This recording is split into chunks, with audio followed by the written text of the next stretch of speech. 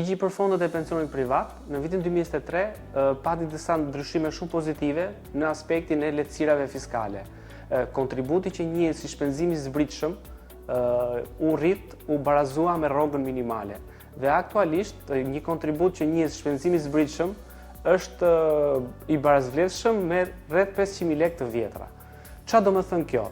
Në qoftë se një individ vendos të bëjë një kursim në pension privat në masën maksimale që lejon ligji, 500.000 lekë të vjetra, ai për këtë shumë që kontribon në pensionin privat nuk tatohet mbi të ardhurat e tij. Domethënë, në qoftë se një individ ka një pagë, le të themi, rreth 200.000 lekë dhe vendos që nga këto 200.000 lekë 50.000 lekë ti kursej si fond pensioni privat, ky 50.000 lekësh përjashtohet nga tatimi mbi të ardhurat. Dhe automatikisht për këtë vlerë individi nuk tatohet, por kjo pagesë kthehet mbrapsht në pagën e tij. Duke u nisur nga niveli i taksimit të pagës, mund të llogaritet dhe përfitimi konkret që ka një individ nga ky mos tatim.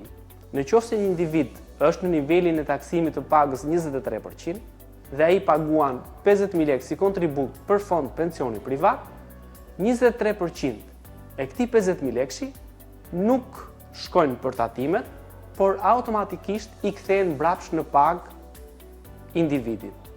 Kjo do të thotë që automatikisht ai fiton 23% të këtij investimi vetëm nga mos tatimi.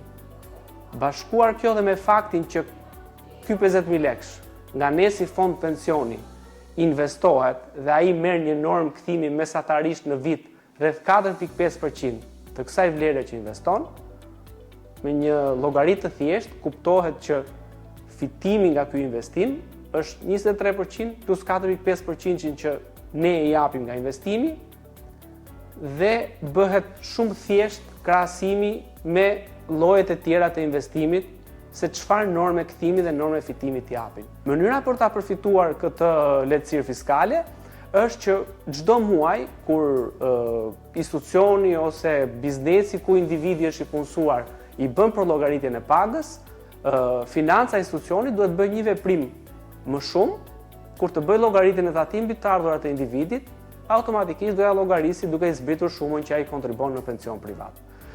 Vlera maksimale është 50.000 lekë, por çdo individ në bazë të mundësive financiare mund të kursej shuma të caktuara dhe për çdo vlerë që ai paguan, benefiti fiskal është i njëjtë. Edhe nëse dikush paguan 10.000 lekë në muaj, do përfitoj lehtësirën fiskale që i ofron ligji për këtë vlerë që paguan si kontribut në pensionin privat.